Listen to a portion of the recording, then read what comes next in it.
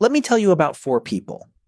Robert is 68. He worked hard his whole life, bought a beautiful home in the suburbs back in the 80s, raised a family, and by every measure, looked like he had it figured out. And honestly, for a long time he did. Karen is 52. Two kids, a solid career in marketing, drove a nice car, and took a holiday every year. If you looked at her Instagram, if she had one, you'd think she was doing great. Then there's Marcus, 38. Avocado toast jokes aside, this guy worked hard, paid off his student loans slowly, watched his friends buy houses he couldn't touch, and spent his weekends at brunch and weekend trips because, well, what else was he saving for? And finally, Zoe, 24. She's got a TikTok, a side hustle, a Stanley Cup, and she's already 3 months into her investment journey. She's the most financially aware 24-year-old in her family's history. 4 different people, 4 different decades, 4 completely different financial realities. And every single one of them fell into the exact same trap. Not a similar trap, not a, well, loosely speaking, trap. The exact same trap, just wearing different clothes depending on the decade, and by the end of this video, you're going to know which version you're living right now. Here's what the trap actually is, and before I name it, I want to be clear. This has nothing to do with being bad with money. Most of the people who fall into it are actually pretty careful. They budget, they think before they spend. The trap is sneakier than that. At some point in every generation's story, the world around them defined what doing well was supposed to look like. A certain kind of home, a certain kind of lifestyle, a certain kind of experience. And without anyone sitting you down and telling you, you absorbed it. We all did. It seeped in through the people around you, the culture you grew up in, the things that got celebrated and admired, and when you could finally afford to live that version of doing well, you did. It felt like the natural next step. This is not greed or carelessness. You were just following the unwritten rules your generation handed you. Rules nobody questioned because everyone around you was following them too. And here's the part that makes it genuinely hard to see. It never feels wrong from the inside. It feels responsible. It feels like progress. So let's go through each generation and listen for the moment those unwritten rules showed up. Because once you see it in someone else's story, you'll start to see it in your own. Robert grew up watching his parents rent.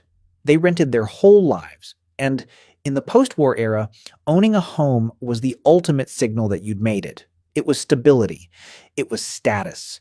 It was the American dream wearing a white picket fence. So when Robert got his first decent job and the bank approved him for the biggest mortgage he could qualify for, he took it. Of course he did. That's what you did. That was the move. And in the 1980s, it actually made sense. Interest rates were high, yes. But so was inflation. Property was appreciating. And that house was genuinely going to be worth more. And it was. Robert's house is worth 4 times what he paid for it. On paper, Robert is wealthy. But here's where it gets complicated. Robert is 68, and most of his net worth is sitting inside 4 walls he lives in. He doesn't have the pension he thought he'd have because his company restructured in the 90s. He has some savings, but not enough to fund 25 years of retirement. Comfortably. And selling the house means leaving the neighborhood he's lived in for 40 years. The home wasn't the trap. The belief that the home was the whole plan, that was the trap. Robert spent decades maintaining the signal of wealth, the house, the garden, the extensions, while underfunding everything else. The arrival was real.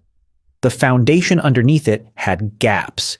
Karen's trap was quieter, and in some ways, more insidious. Because it didn't feel like one decision. It felt like 100 small, reasonable ones. Gen X came of age during the rise of the dual-income household. They watched their parents' generation and thought, we'll do better. We'll earn more. We'll have more. And they did earn more. That part worked. But here's what happened. Every time Karen got a raise, and she got several, her life expanded to match it. Got a promotion at 32, upgraded the car, hit 6 figures at 38, moved to a bigger house, kids started secondary school, added the overseas holiday. Each individual decision made total sense. She could afford it. She'd earned it. This is called lifestyle creep, and it's the boomer trap wearing a business casual outfit. The problem isn't that Karen spent money. The problem is that her expenses grew as fast as her income. So, despite earning more than either of her parents ever did, her savings rate barely moved. The gap between what came in and what went out stayed almost exactly the same, just at a higher number. At 52, Karen looks financially successful, and in some ways she is. She has equity, she has assets, but she's also 10 years from retirement, and the maths are tighter than they should be for someone who's been earning well for 20 years. The arrival signal for Gen X was lifestyle. Nice things, nice experiences, a life that looked like success. And they delivered that signal every single month on direct debit. Now, Marcus. And look, if you're a millennial watching this, I need you to hear me say this first.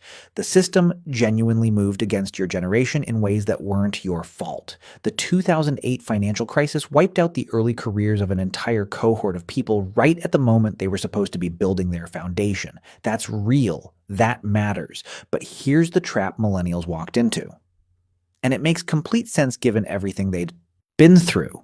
When you can't afford the things that used to signal arrival, a house, a pension, real equity, you start spending on the things you can afford. And for millennials, that meant experiences, travel, restaurants, concerts, subscriptions, convenience. And the culture fully backed this. Spend on experiences, not things. You can't take money to the grave. Live your life. Every lifestyle brand, every think piece, every Instagram caption told millennials that this was actually the enlightened approach to money, that the older generations had it wrong and experiences were the real wealth. Marcus spent his late 20s and early 30s racking up memories. Beautiful ones, genuinely. But at 38, he has very little invested, no property, and a vague anxiety about the future that he manages by booking the next trip. The trap here wasn't spending on experiences. The trap was using experiences as a substitute for building assets, and having an entire cultural movement tell you that was actually wisdom. The arrival signal for millennials became the lived life, the full passport, the story. And it was marketed to them so effectively that many didn't notice it was still just a costume, a different one, but the same function. And then there's Zoe. And Zoe is interesting, because Gen Z is the most financially literate generation in history.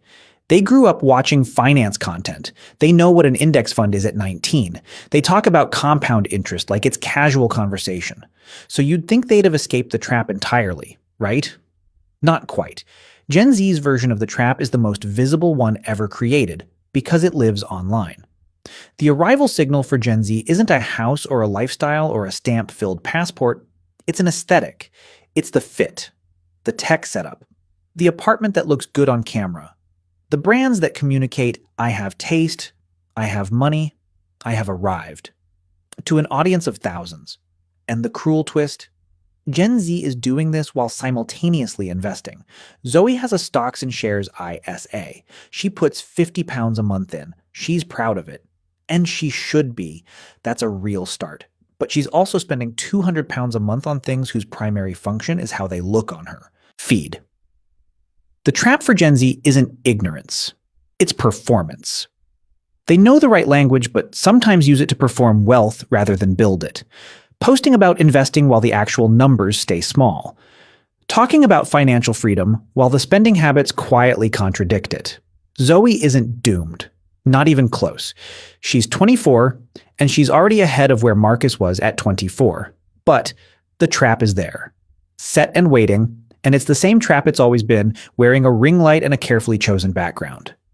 So, 4 people, 4 decades, 1 trap. What does it actually look like to escape it? Because people do.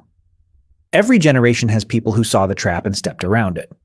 And when you look at what they did differently, it's almost always the same thing. They separated the signal from the substance. They decided, consciously, that they were willing to look less wealthy than they actually were, so that their actual wealth could grow faster. They delayed the costume.